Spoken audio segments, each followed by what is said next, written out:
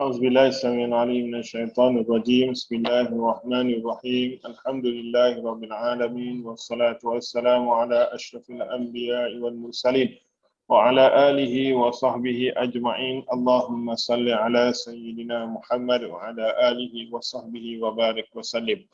سبحانك لا علم لنا إلا ما علمتنا إنك أنت العليم الحكيم ولا حول ولا قوة إلا بالله العلي العظيم.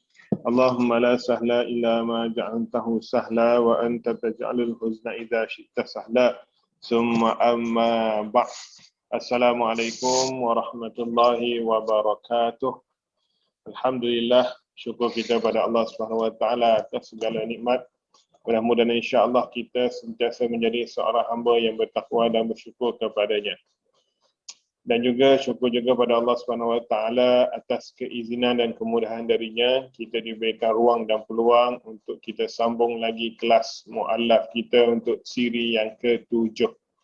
Yang kedua terakhir pada bulan Jun ini. Mudah-mudahan insya-Allah selama 7 sesi ataupun 6 siri kelas sebelum ini dan juga 2 siri lagi baki bulan Jun, insya-Allah memberikan banyak manfaat dan input-input kepada kalian terutamanya, dan mudah-mudahan insya-Allah dengan input-input ataupun ilmu-ilmu tersebut boleh menjadikan kalian dan saya juga insya-Allah muslim yang sempurna zahir dan juga batin insya-Allah. InsyaAllah pada malam ini, sebab tak ada permintaan, jadi kita sambung kepada apa yang dirancang, iaitu kita baca buku sirah. Okay.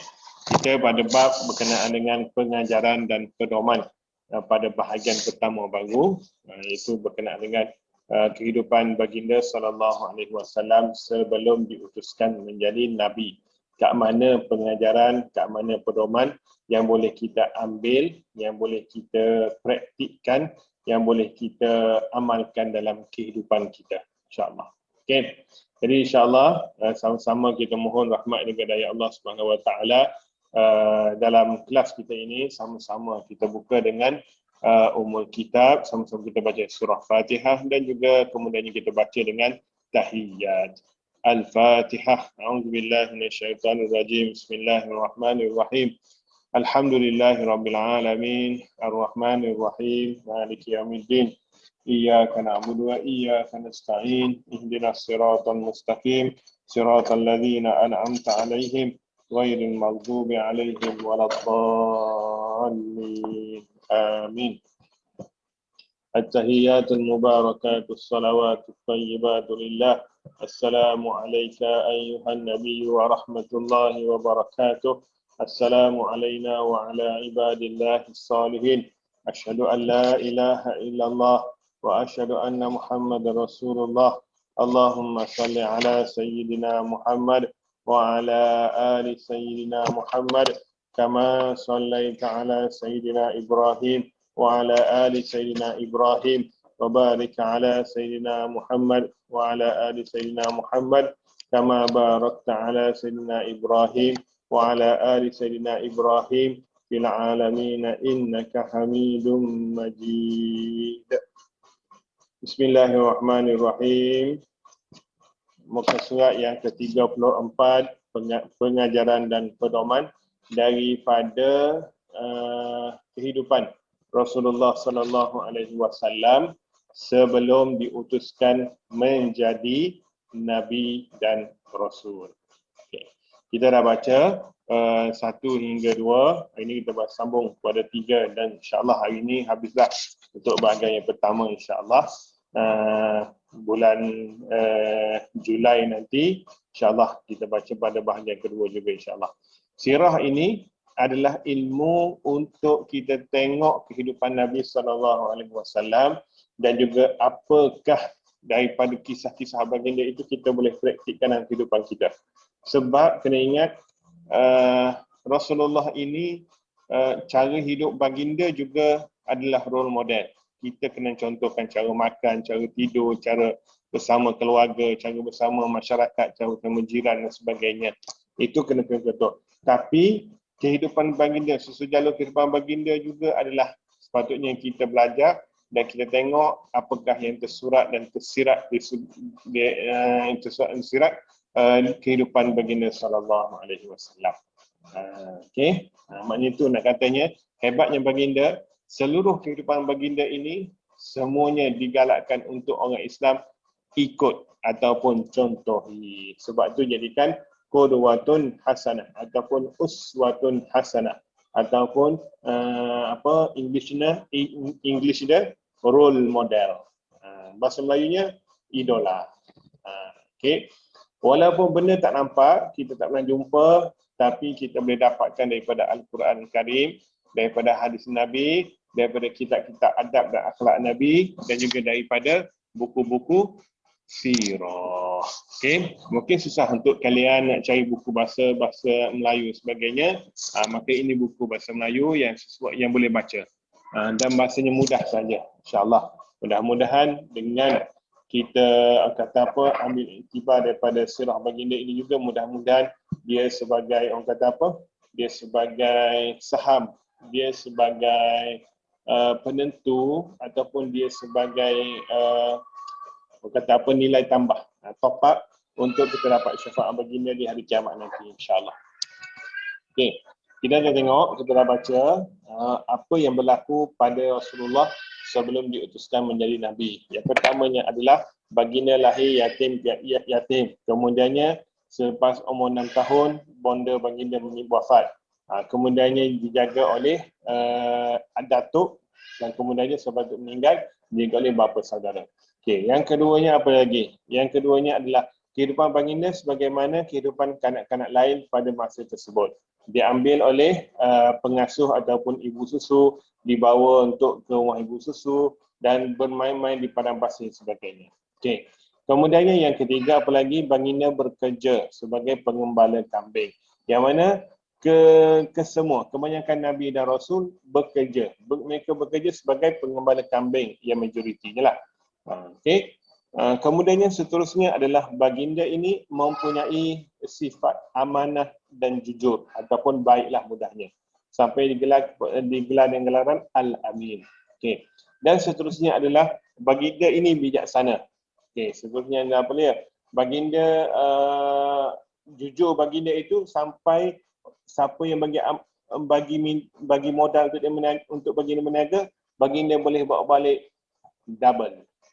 Kalau kita dengan bila jujur berniaga ni confirm rugi tu. Tapi tidak pada baginda sallallahu alaihi wasallam. Jualan baginda, untung baginda adalah double.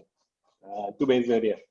Sebab kita tengoklah macam mana baginda berniaga dan sebagainya. Okey. Sebab kita kadang nak kaya, nak cepat kaya, mungkin nak tukar kereta ke dan sebagainya. Tengoklah macam mana baginda, kehidupan baginda. Itu katanya tengok pada kehidupan baginda. Okay. Kemudiannya baginda berkahwin. Katanya itu juga kehidupan Nabi dan Rasul tak lepas daripada perkahwinan. Tak nak kena yang salah faham pula. Okay. Risau pula ada di sini. Dan insyaAllah yang belum jumpa jodoh, insyaAllah sampai jodoh kalian. InsyaAllah saya doakan kalian dapat yang lelaki dapat isteri yang solehah, isteri yang baik, yang muslimah, yang perempuan pula dapat suami yang soleh, suami yang muslim, suami yang baik. Okey. Kemudiannya ditutup dengan baginda sentiasa bersendiri ataupun berkhalwat ataupun beribadah. Okey, itu fakta-faktanya. Okey, kemudiannya pengajaran dan pedoman. Okey, kita dah baca dah satu bawah ni. Satunya adalah nak suruh orang tertarik pada apa yang kita nak bagi tahu, kita kena buktikan bahawa kita ni baik, kita ni jujur dan sebagainya. Kena ingat, nak bina itu makan masa. Tapi kita buat salah sikit, habis runtuh yang kita bina, yang amanah, nak bina amanah, nak suruh percaya kita dan sebagainya tu, sekelip mata je orang boleh tak percaya kepada kita. Jadi jagalah amanah tersebut. Okey. Kemudiannya yang keduanya adalah nak katanya adalah sebagai pendakwah, macam kalian contohnya, kena banyakkan sabar, kena banyakkan tabah. Sebab apa saya dah bagi tahu, hidup kita ini tak pernah lari daripada masalah, daripada musibah. Okey, kita ada banyak sebenarnya, banyak turutan itu. Masalah, musibah, ujian, bala, okey, azab, apa lagi? Nak tengok kita ni bersabar atau tidak bersabar. Dan Allah sebut berita gembira untuk orang yang bersabar. Okey. Untuk malam ini nombor 3. Okey, nombor 3, pendakwah yang hidup dalam suasana yang lebih hampir kepada fitrah semula jadi dan jauh daripada kehidupan kompleks, kemudian fikiran, kekuatan akal, tubuh badan dan jiwa, juga kesejahteraan rasional dan peringat akan mudah dibentuk. Okay. Tengok baginda hidup macam biasa, hidup dalam suasana Arab bersama dengan masyarakat Arab, bercampur gaul, bahkan orang kenal baginda kenal orang dan sebagainya sampai macam tu. Maknanya bukan baginda nak ada level khas, tak campur dengan bawah-bawah, tak campur dia level dia je.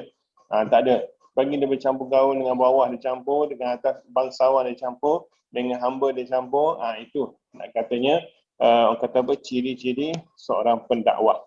Maka mudahlah bila datang wahyu menyuruh baginda sampaikan kepada sampaikan kepada orang Mekah pada masa tersebut, baginda tak kekok dan sebagainya. Sebab baginda atas pun baginda berkawan, bawah pun baginda berkawan. Itu. Okay. Oleh kerana itu Allah Subhanahu Wa Taala tidak memilih orang Arab untuk melaksanakan Islam secara kebetulan dan kebetulan. Nak katanya adalah orang kata apa? Ada hikmah, ada tujuan dipilih baginda sallallahu alaihi wasallam di kalangan bangsa Arab, bukannya bangsa Israel. Okey. Jangan sini.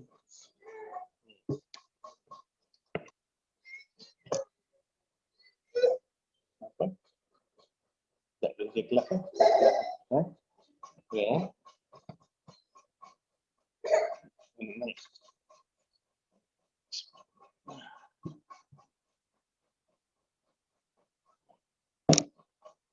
Okay. Bahkan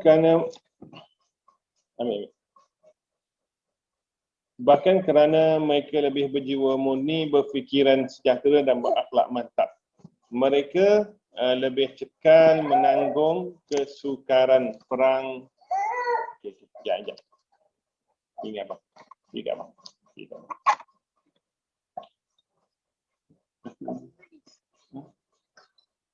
Ada? Maka on.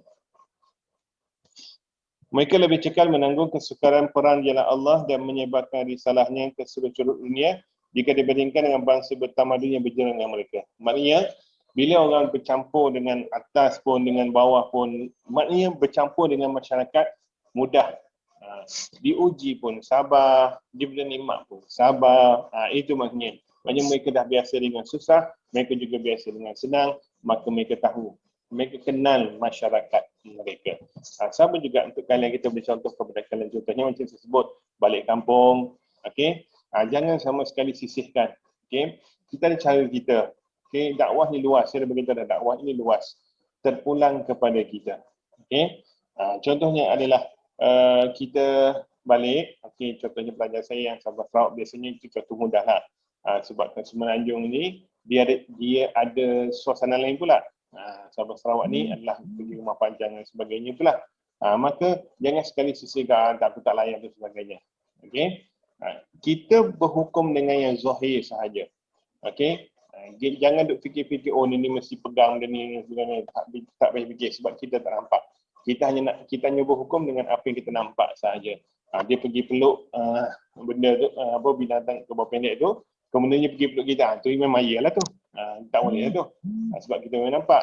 Dan kita tak nampak, tak perlu nak berhukum.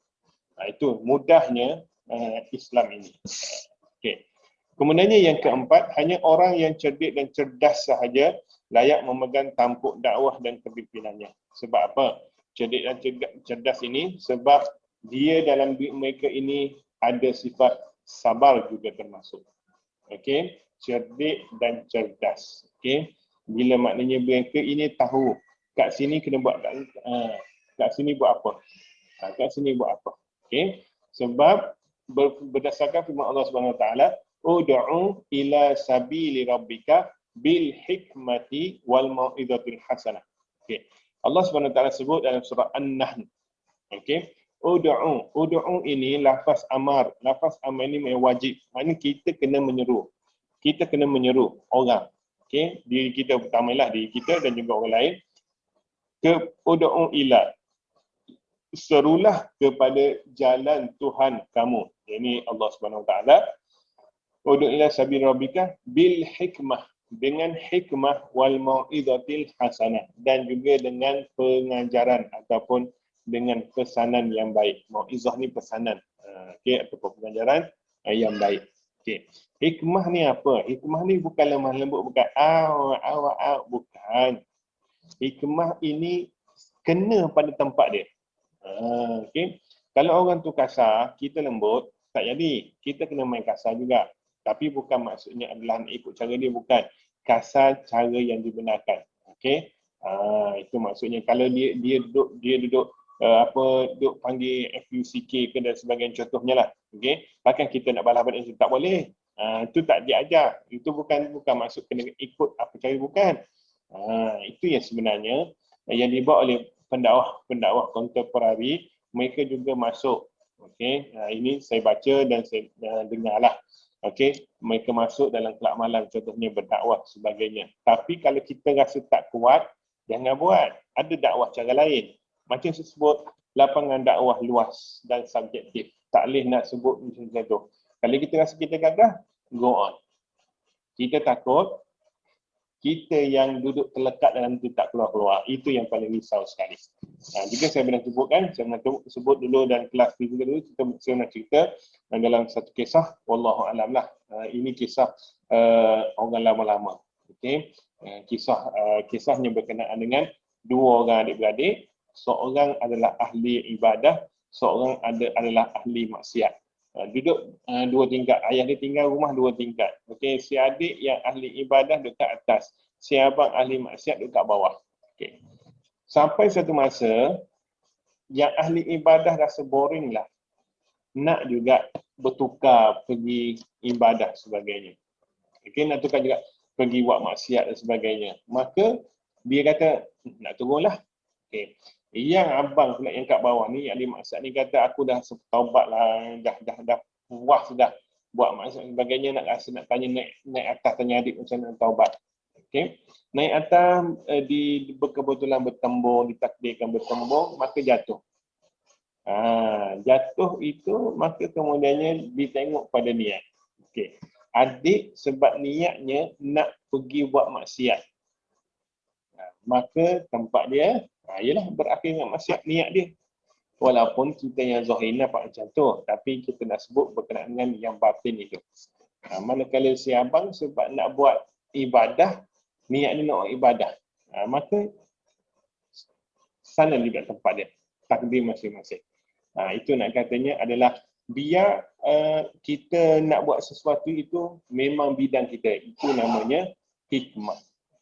Okey. Manakala mereka kesan yang baik lah. Kesan yang baik ni biasanya disebut bersama dengan orang-orang yang bukan Muslim lah.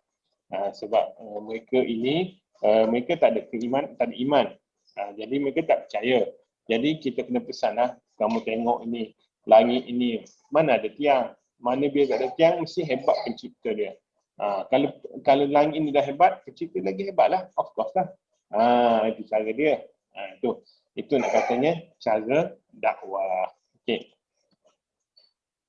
Orang yang bodoh dan sederhana pandai tidak layak menyandang kepimpinan gagasan keislahan maupun kerohanian. Sebab apa? Sebab benda ini adalah besar. Okey. Benda ini besar dan tak ada sempadan. Kita boleh kata, oh, sini je. Dia bukan macam saya. Saya imam, puasa saya ikut qariah saya je. Bila masuk qariah lain, saya dah tak boleh buat apa dah. Okey. Tapi dakwah luas. Dan tak ada sempadan. Okay. Sebab apa? Sebabnya Nabi dah sebut adalah man ra'a minkum munkara. Siapa-siapa yang melihat orang lain buat maksiat, buat kemungkaran. Itu. Siapa-siapa. Bukan dikata dalam kawasan itu, bukan. Siapa-siapa. Nak tak nak, kena dakwah, kena tegur. Kena mau'izah hasanah. Kena bagi tahu dan sebagainya. Okay. Kalau dia bodoh ataupun dia kurang pandai dan sebagainya, maka mungkin fungsi dia bukan untuk bidang dakwah depan-depan, tapi mungkin bidang dakwah kat belakang. Dia tolong cari bahan, dia tolong kalau di dunia kita sekarang ni apa After Effect ke dan sebagainya ke, buat video ke dan sebagainya ke, tolong Ustaz cakap, saya setting audio dan sebagainya, saya setting live sebagainya, mungkin itu cara. Okey, katanya tak apa, bukannya menafikan, tapi mereka ada boleh jadi fungsi-fungsi lain dalam dakwah. Okey. Sekiranya secara kebetulan atau situasi yang ada memberikan peluang kepada mereka untuk memegang pusat kepimpinan, dia akan jatuh menjulang. Sebab apa? Dia tak tahu. Hadis Nabi sebut, sekiranya kata apa? Bila nak berlaku kiamat nanti, orang-orang alim ulama ini dimatikan oleh Allah Subhanahu Wa Taala. Maka dilantik orang-orang jahil untuk memimpin negara. Maka mereka tu dah sesat, kemudiannya mereka menyesatkan orang lain lagi. Itu hakikat, itu fakta tu. Cuma tunggu masa saja. Sebab itu Nabi sebut tanda-tanda akhir zaman. Okay. Kemudiannya yang kelima, dalam urusan sara hidup, seorang pendakwah perlu bergantung kepada usaha peribadinya dan sumber pencarian yang mulia. Dia tidak mengemis, mendah diri atau hina. Okay. Itu nak katakan kita tak boleh minta-minta. Kita kena ada kerja juga. Nak cari kerja juga. Ingat rezeki ni luas. Sebab apa tak boleh minta-minta? Sebab bila kita dakwah, bila kita minta-minta, tiba-tiba yang orang bagi kita tu, orang tu buat maksiat. Kita sanggup nak tegur. Sekarang aku tegur ayah, aku tegur. Sekarang dia tak bantu aku dah. Tak apalah. Ataupun bila kita tegur, Ustaz, jangan lupa Ustaz, saya yang sponsor Ustaz. Sudah. So, macam mana nak buat? Itu maksud dia. Okay. Maknanya adalah jika boleh. Memang boleh pun sebenarnya, banyak cara sekali. Banyak sekali orang buat sekarang ni. Okay. Banyak sekarang ni boleh buat. Sebagainya, insyaAllah kalau yakin dan percaya pada rezeki Allah, insyaAllah adalah rezeki Allah di mana-mana tanpa perlu minta. Mungkinlah minta-minta tu dengan niat sebab nak beli laptop, nak buat live dan sebagainya, mungkin itu masing-masing lah. Tapi kalau sampai nak beli beras dan sebagainya itu minta itu kena ingat pesanannya, tangan yang di atas lagi mulia daripada tangan yang di bawah. Ataupun tangan yang memberi lebih baik daripada tangan yang menerima. Okay.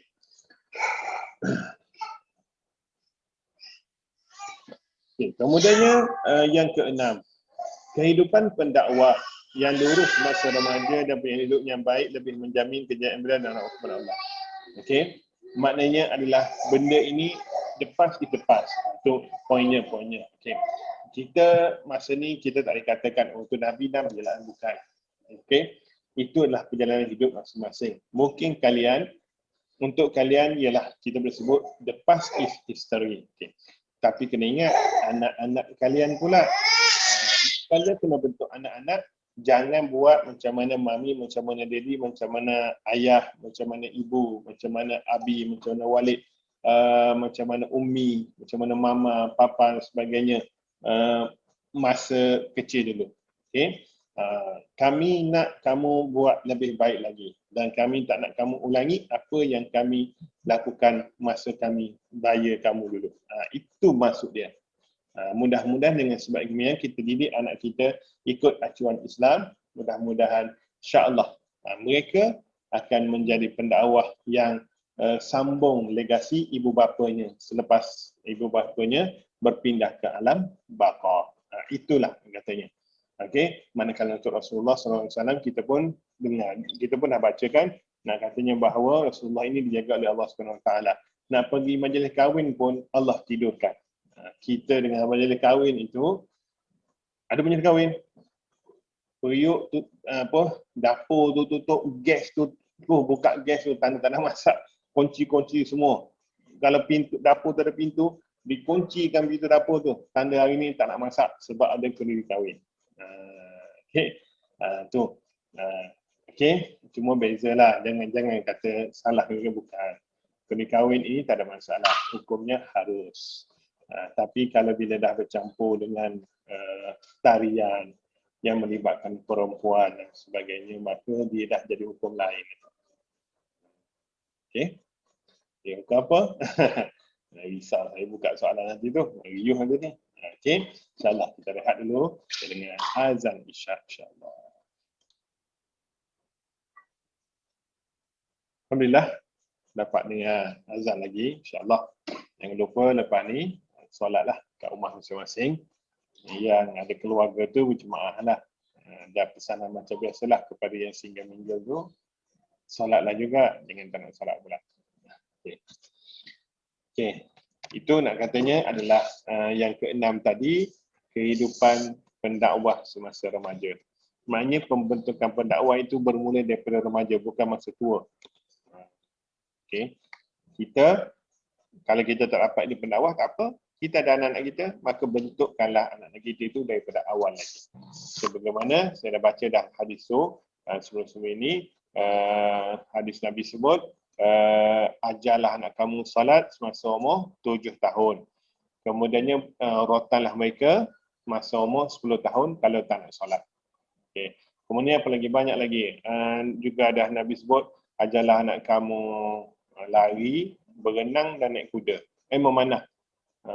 Berenang, memanah, naik kuda, tunggang kuda. Itu banyak lagi lah.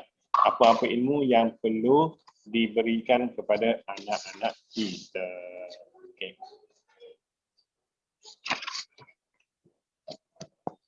Okay.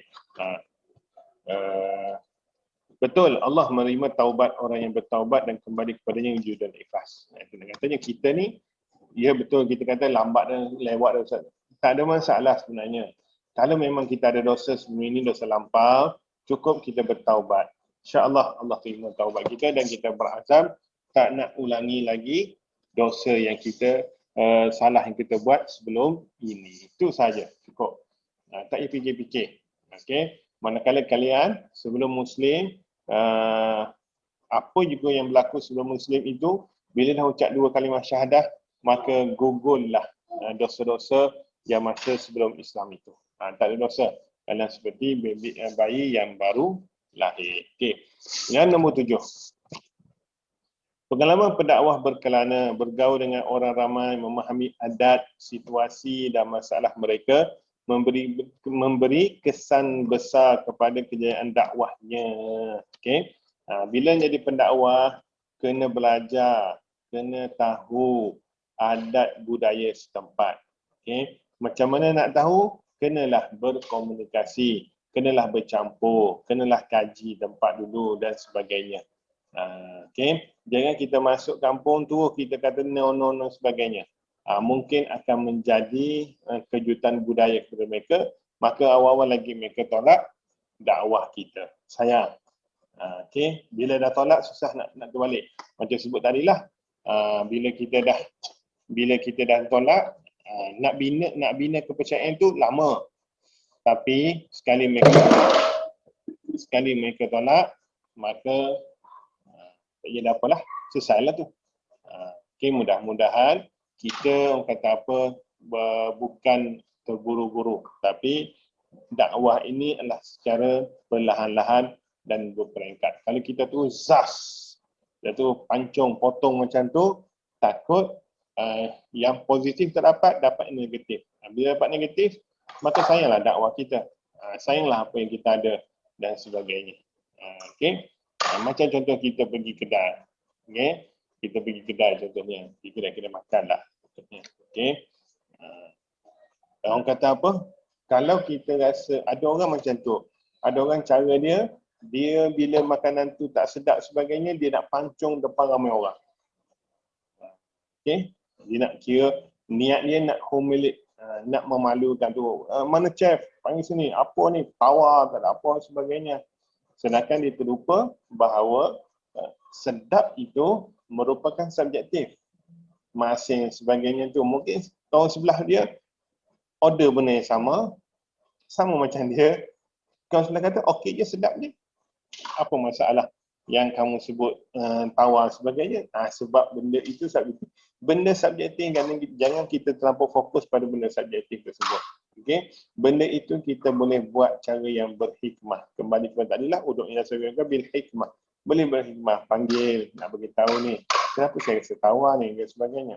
Kita orang dan sebagainya. Tapi benda tu pula adalah, orang kata apa, bergantung pula kepada mad'u. Okey, siapa yang kita dakwahkan. Okey, macam tadi sebut, macam Chef beritahu, Chef tu ada Chef yang boleh terima, ada Chef pantang saya, ada orang tegur masakan saya. Macam tu pula.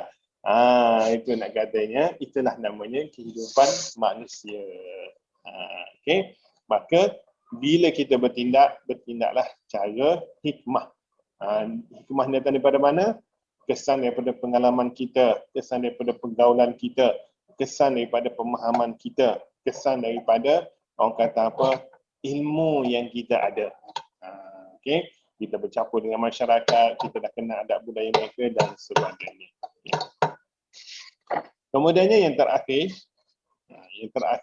untuk bahagian pertama ini, iaitu yang ke-8-nya, dari masa ke semasa pendakwah kepada Allah mestilah kejap.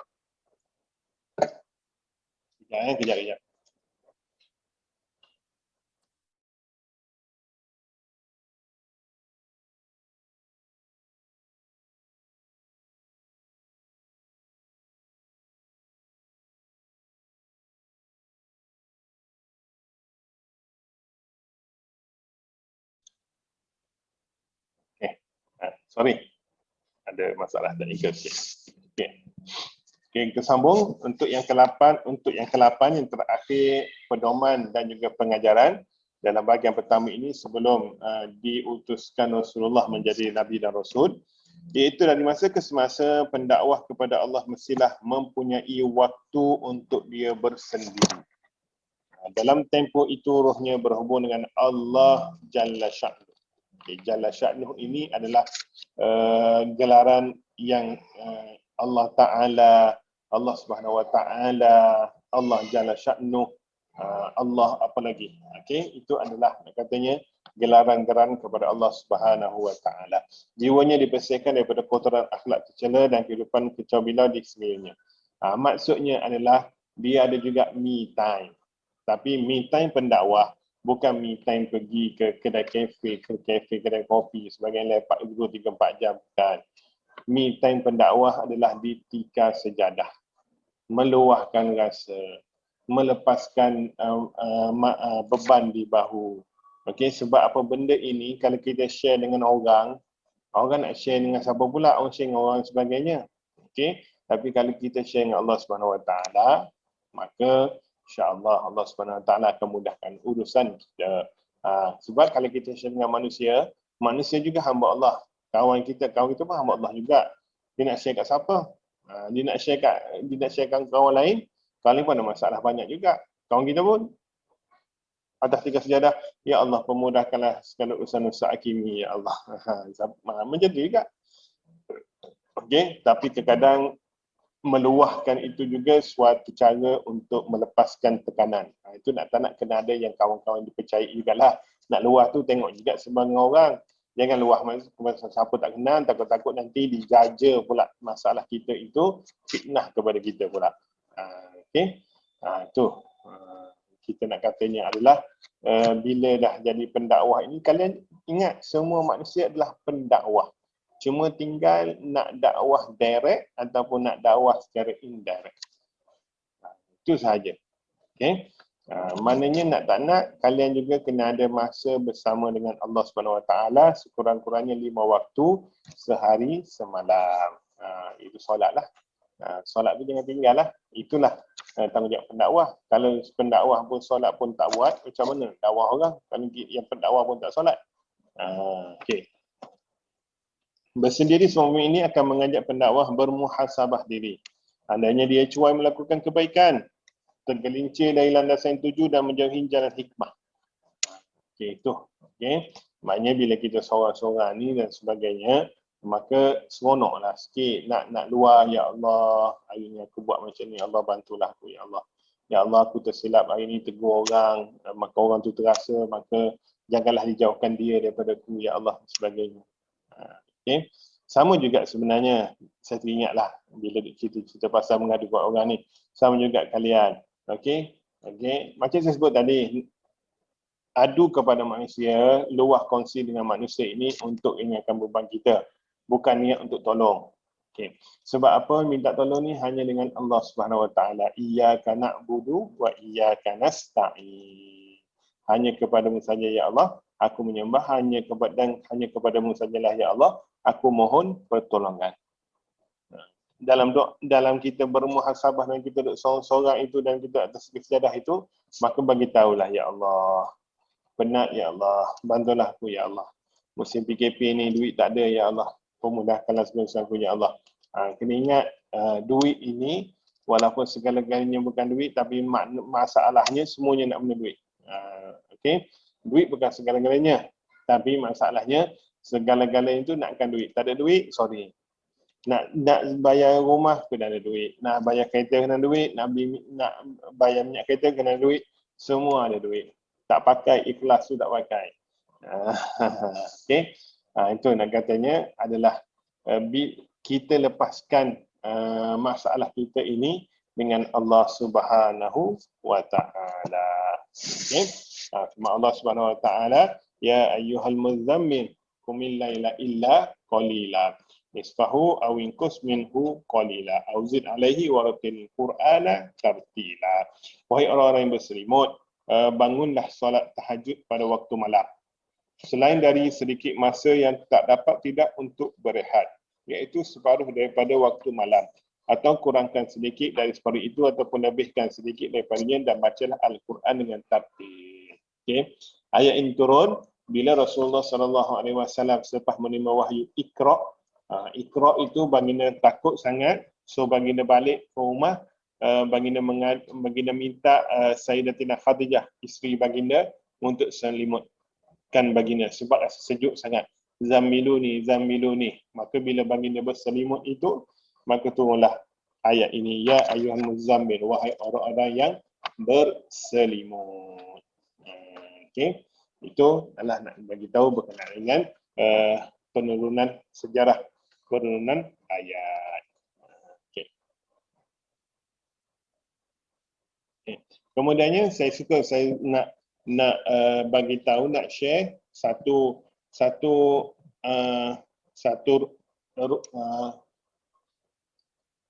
ungkapan. Nak cari ungkapan tu macam mana? Satu ungkapan ayat, iaitu maknanya, hendaklah kamu bercakap kepada manusia mengikut tahap kemampuan akal mereka, bukan kita. Okey, adakah kamu mahu Allah dan Rasulnya didustakan?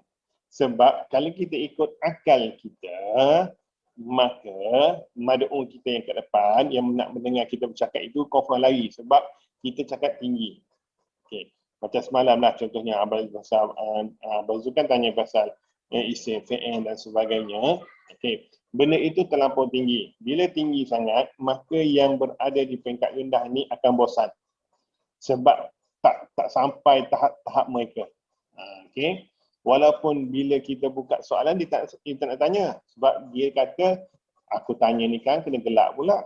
Soalan basic kot, Ustaz. Kalau macam ni, macam mana Ustaz? Soalan basic. Sedangkan dalam kita berada dalam majlis ilmu, tiada istilah malu. Rasa nak tanya Ustaz, saya tanya. Okey, Ustaz yang baik dia akan jawab sahaja. Kalau boleh jawab, dia jawab. Kalau tak boleh jawab, dia kata Allahu a'lam. Jangan risau. Allahu a'lam. Allah lebih mengetahui. Okey. So kat situ untuk pedoman dan juga pengajaran bahagian 1. Mudah-mudahan insya-Allah 8 poin yang saya kongsikan ini insya-Allah difahami dan juga mudah-mudahan boleh kalian, orang kata apa, bawa dalam kehidupan kalian masing-masing. Okey, jangan kata Ustaz yang lambat tadilah, yang pendakwah masih muda dan sebagainya tu, tak ada masalah. Macam saya sebut tadi, tak ada masalah. Kita masih lagi ada ikhtiar, ada lagi option untuk kita, iaitu optionnya bertaubat. Dan juga kemudiannya bentukkan anak kita itu menjadi ikut jalan yang lebih baik daripada jalan kita dulu. Itu saja. Nak patah balik, nak back to future, nak back to the history, dah tak boleh dah. Itu tak boleh dah. Okey, naiklah kereta laju mana pun sebenarnya kita tak akan boleh dapat berpatah ke belakang. The past is history. Yang kat depan adalah future kita. Present, today is present. So, nikmatilah. Orang Islam hari ini lebih baik daripada semalam dan juga sudah pun merancang untuk buat yang lagi baik daripada hari ini pada esok hari. Itu. Orang untung tu lah. Orang yang rugi hari ini sama macam semalam dan tak ada plan lagi untuk esok macam mana. Macam saya, maknanya untuklah mu'alaf ni kira saya ni untung jugalah dah siap plan untuk 3 hari. Al-Quran, kemudiannya hari ni sirah, esoknya adab, maknanya dah akhlak, maknanya dah ada plan. So, itu maksudnya. Okay. Itulah nak menjadi seorang pendakwah, kenalah ikut salurannya dan yang penting mengikutlah apa yang role model kita, uswatun hasanah ataupun qudwatun hasanah kita buat. Mudah-mudahan insya-Allah dengan sebab demikian kita akan dapat syafaat baginda di hari kiamat nanti. Insya-Allah. Okey, dalam masa kita start tadi 8.17. Okey, kita ada masa 16 minit. So saya buka untuk sesi soalan. Okey, ada soalan? Kita sambung pada malam.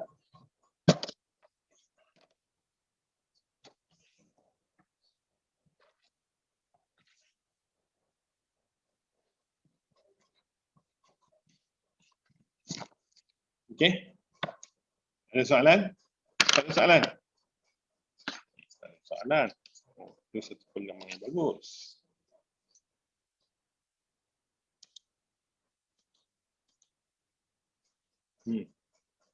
Soalan 1, tak ada. Soalan 2, tak ada. Soalan 3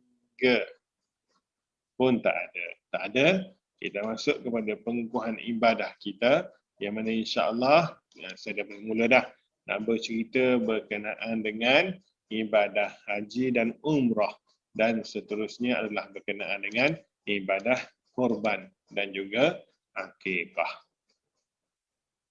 Okey.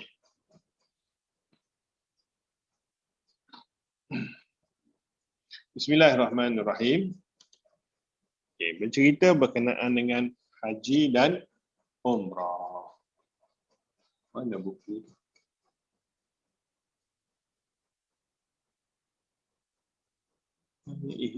Indahnya hidup bersyariat. Ada. Indahnya hidup bersyariat. Okey. Buku susunan Datuk Ismail Kamus. Allah yarham. Buku ni mudah, simple sebab dia poin-poin sahaja. Dia tak cerita karangan dan sebagainya, dia hanya bagi poin-poin sahaja. Kakak dah baca.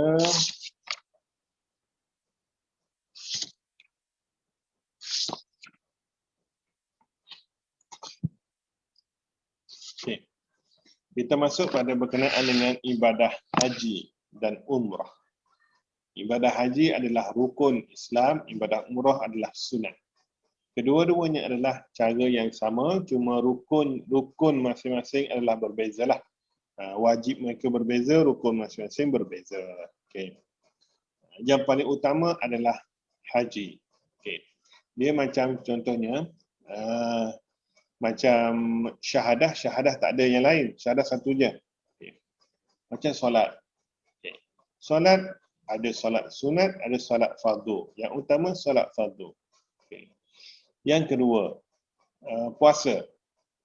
Puasa ada puasa fardu, ada puasa sunat. Utamanya puasa fardu. Okay. Yang ketiga, zakat. Zakat ada 2. Zakat wajib itu yang 8 zakat wajib itu. Kemudiannya yang keduanya sedekah. Okay. Yang paling penting dia selesaikan zakat kita yang 8 itu dulu, kemudian bersedekah. Okay. Kemudiannya yang seterusnya haji. Haji juga haji yang fardu, umrah yang sunat. Kalau kita buat 8 kali umrah, tak buat haji langsung, masalah juga.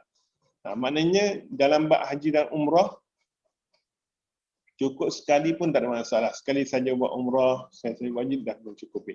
Sebab apa? Ibadah haji dan juga umrah ini memerlukan belanja yang besar berbanding dengan solat, puasa, zakat tadi. Okey. Dan juga haji dan umrah ini kedua-duanya yang fardu dan yang sunat ini memerlukan kesihatan, memerlukan masa, memerlukan wang ringgit. Tiga benda ini diperlukan dalam ibadah haji dan juga ibadah umrah. Tak ada tiga ni, maka susah nak buat. Okey? Apa ibadah haji ni? Ibadah haji ini iaitu puncak pengabdian seorang mukmin terhadap Allah Subhanahu Wa Taala. Okey? Dia puncak sebab dia paling besar sekali pengorbanan kita nak lakukan kepada untuk di hadapan Allah Subhanahu Wa Taala. Setelah dia syahadah, dia solat, dia puasa, dia bayar zakat. Okay. Haji ni apa? Haji ni maksudnya adalah segi bahasanya adalah tujuan ataupun ziarah. Okay. Dari segi syarak, haji ini mengunjungi Kaabah di Makkah. Okay.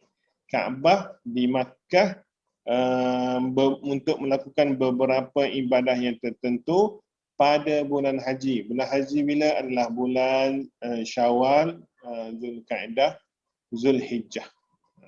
Okay. Seterusnya adalah dengan rukun dan syarat tertentu. Okay. Bila sebuah ibadah dia ada rukun dan syarat, ada makruh, ada batal. Cuma beza haji dan umrah ini, dia ada satu lagi namanya istilah dam, denda. Macam solat tak ada dam, tak ada denda. Solat kalau kentut batal, solat ambil wuduk, solat lain lah. Tentu je. Puasa pun sama. Puasa kalau terbatal, qada lah. Walaupun ada orang kata boleh bayar fidyah je. Saya macam kita bentang dulu, saya lebih kepada qada tu ya qada. Fidyah kalaulah dah sampai masa dia bayar fidyah, bayarlah. Tapi qada tetap kena qada, ikut kemampuan. Okey. Menunaikan fardu haji adalah wajib bagi mereka yang berkuasa. Okay, mereka yang berkuasa. Kuasa kat mana kuasa ni? Kuasa adalah berupaya melakukan ibadah haji secara sendiri atau melalui pertolongan orang lain. Okey. Itu maksud dia. Okey. Maknanya sama ada dia boleh buat sendiri ataupun dia wakil orang lain untuk buat. Namanya badal haji. Apa maksud pula berkuasa? Okey. Apa maksud pula berkuasa sendiri ni? Berkuasa sendiri ini iaitu yang pertamanya menyediakan perbelanjaan menunaikan ibadah. Okey, dan juga ada tinggalkan nafkah untuk ahli keluarga di Malaysia contohnya. Sebab pergi ke sana 40 hari, 40 malam. Kalau dia suami, kalau dia pergi dengan isteri dia, maka anak-anak kat rumah kena sediakan kelengkapan 40 hari, 40 malam. Mudah-mudahan selama ditinggalkan mereka tersebut, insya-Allah anak-anak kat Malaysia ini tidak terabai. Okey. Mempunyai kenderaan untuk perjalanan pergi balik. Kapal terbang lah. Maknanya dapat mampu bayar tiket lah. Pergi balik. Bukan pergi je, balik tak ada tiket. Bukan. Okay. Aman perjalanan. Aman perjalanan bagi diri dan harta daripada gejala penyakit, perangai perjalanan dan sebagainya. Macam contoh sekarang ini, macam tahun lepas, sebab COVID, maka ditangguhkan haji. Maka tak wajib pada tahun tersebut. Okay. Memiliki tubuh yang sihat, mempunyai kelapangan masa, seperti cuti, bebas daripada kongkongan dan sebagainya. Jika perempuan, hendaklah pergi bersama mahram atau suaminya atau bersama perempuan lain yang dipercayainya. Okey, itu haji. Okey, mukadimah haji lah. Mukadimah haji kat situ pun dah panjang sebenarnya tu. Okey. Itulah. Maknanya macam sekarang ini untuk benda ni wajib. Okay. Macam mana kita nak tunaikan? Okay. Nak tunaikan mesti ada niat untuk tunaikan haji walaupun sekali. Niatnya macam mana? Niatnya bukan dalam hati. Niat tunaikan haji ini adalah dengan kita daftar tabung haji dan kemudiannya kita daftar haji. Ada simpanan 1,300.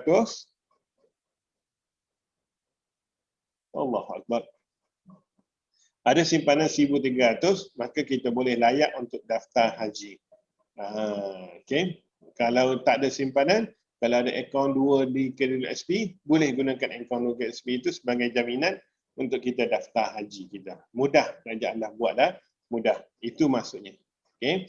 Kalau kita tak pernah daftar tabung haji, mungkin sebab kita kaya sangat, jadi nak gunakan haji furoda. Haji furoda ni haji orang kaya lah, yang ada 40,000, 50,000, tak apalah, go on je lah, duit masing-masing. Iaitu kalau duit masing-masing ni maksudnya kalau dia pinjam duit tersebut dan dia mampu bayar, dipersilakan. Okay. Tapi kalau dia pinjam duit dengan niat memang dia tak akan bayar duit pinjaman tersebut, maka haji itu ada orang kata tak boleh, tak sah. Sebab dia dah niat macam tu. Pinjam duit tapi tak nak bayar. Okay. Macam kita sekarang ni lah. Masa susah bukan main lagi. Tolonglah, merayu-rayu tu lembek leher kawan ni. Bagilah duit. Dapat duit, hilang, besar. Bila kontak, kena marah. Sekali lagi kamu kontak, siap kamu. Teringat pula memori tu. Okay. Itu maksudnya. Okay. Maknanya kalau kita tak ada niat untuk bayar balik hutang tersebut, maka kita tak layak lagi untuk tunaikan haji. Okay. Kalau kita ni kerja-kerjaan, tak ada masalah lah. Okay. Sebab kerjaan ada sediakan kota pergi haji tu untuk orang Islam. Berapa hari sebagainya tu, masuk kena kumpul lah. Okay. Itulah maksudnya berkuasa sendiri dalam bab haji ini. Okey, itu untuk kata apa, permulaan dia. Nak cerita mengenai pasal haji. Okay. Umrah apa pula? Umrah adalah seperti mana haji, cuma dia sunat sahaja. Wajib untuk sekali, kemudian sunat. Okey, dia berbeza. Apa yang haji ada, umrah ada. Cuma ni dia berbeza pada rukun haji dan juga wajib haji.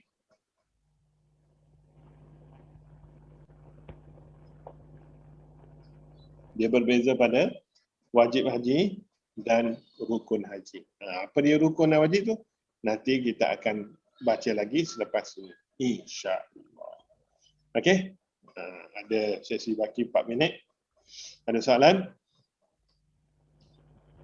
Assalamualaikum. Waalaikumsalam warahmatullahi. Ya, betul. Mengenai haji kan 40 hari kan?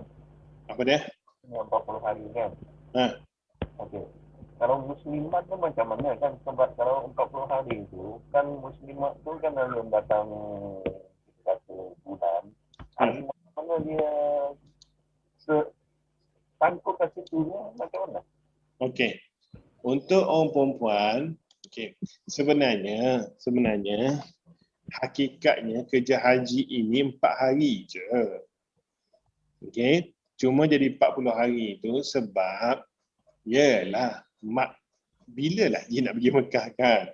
Maka di plan pergi lawat sana, lawat sini, pergi Madinah. Sebab itu kita tengok ya pemimpin kerajaan, mana-mana kerajaan pun mereka akan pergi pada sebab urusan haji ini bermula daripada 8 Zulhijjah dan berakhir pada 13 Zulhijjah.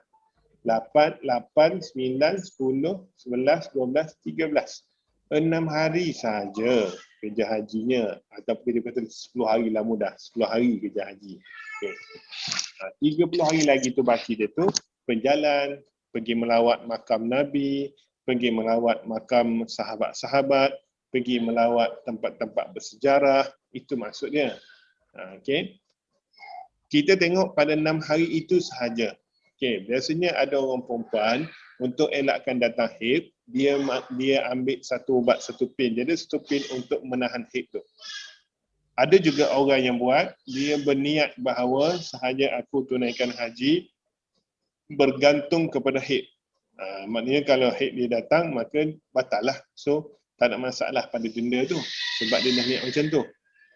Okay, dia macam-macam. Dia adalah bergantung juga kepada, biasa orang tanya khidmat doktor lah. Tanya doktor je lah, doktor macam mana. sebagainya. Okey, kamu biasa datang berapa bulan? Saya datang sekian. Okey, bertembung tak? Rasanya bertembung tu nanti masa haji tu bertembung tu. Tak apalah, ambil pil lah kalau macam tu. Pil penahan, pil hormon penahan haid. Okey, dia macam tu je. Tu je cara dia buat. Okey, maknanya kalau yang tiba-tiba tengah buat haji itu tiba datang haid, maka habislah, selesailah urusan hajinya. Itu saja. Sebab nak tawaf merupakan rukun haji. Okay. Orang perempuan yang datang haid tak boleh tawaf. So macam mana mereka nak tawaf kalau datang haid? Jadi tak sempurnalah haji mereka. Itu cara. Dia benda ni ada ilmu dia. Ilmu benda-benda tentang ni memang hanya dapat pada orang kata kursus-kursus haji je. Macam saya ni, kelas saya ni, kita nak bentang secara ringkas je, nak bagi maklum. Lagipun kita dah baca dah dalam buku teks mengenai haji sebagainya. Ini hanya sebagai sebab kita nak ambil semangat bulan haji nak datang ni, kita nak cerita seberingkas. Sekurang-kurangnya bila orang sebut ni, kau tak tahu haji tu macam ni, sekian. Oi, hebat kamu. Malu saya yang Muslim lama pun tak tahu. Sekurang-kurangnya kita dapat tahu, alhamdulillah. Itu saja. Okay? Okay. Ada soalan lain?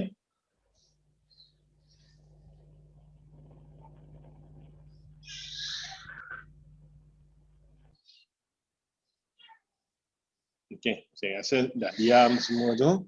Maka cukuplah sekadar ni sahajalah malam ni. Si bongsu, si putri, si princess dah mula melontarkan suara emasnya. Tu dia. Okay. Jadi insya-Allah sampai kita jumpa lagi kelas akhir kita pada hari Jumaat ini, insya-Allah. Okey, jaga diri, take care. Terima kasih banyak-banyak kerana join kelas saya pada malam ini. Semoga ada manfaatlah apa yang saya kongsikan pada malam ini, insya-Allah. Ampun dan maaf andai ada kekurangan sepanjang saya kendalikan kelas ini, insya-Allah. Okey, sampai jumpa lagi, insya-Allah. Dan juga jaga diri, amalkan SOP dan sebagainya. Mudah-mudahan kita selamat dan dilindungi oleh Allah Subhanahu Wa Taala, insya-Allah. Okey, saya tutup kelas kita dengan lafaz yang mulia. Wabillahi taufiq wal hidayah. Wassalamualaikum warahmatullahi wabarakatuh. Dan sama-sama kita tangguhkan kelas kita dengan tasbih kafarah dan surah Al-Asr. Subhanakallahumma wa bihamdik, asyhadu an la ilaha illa anta, astaghfiruka wa atubu ilaik. Subhanakallahumma wa bihamdik, asyhadu an la ilaha illa anta, astaghfiruka wa atubu ilaik. Subhanakallahumma wa bihamdik, asyhadu an la ilaha illa anta, astaghfiruka wa atubu ilaik. Bismillahirrahmanirrahim. Wal 'ashr, innal insana lafi khusr, illa alladziina aamanu wa 'amilus shalihaat wa tawassaw bil haqq wa tawassaw bis sabr. Terima kasih Ustaz.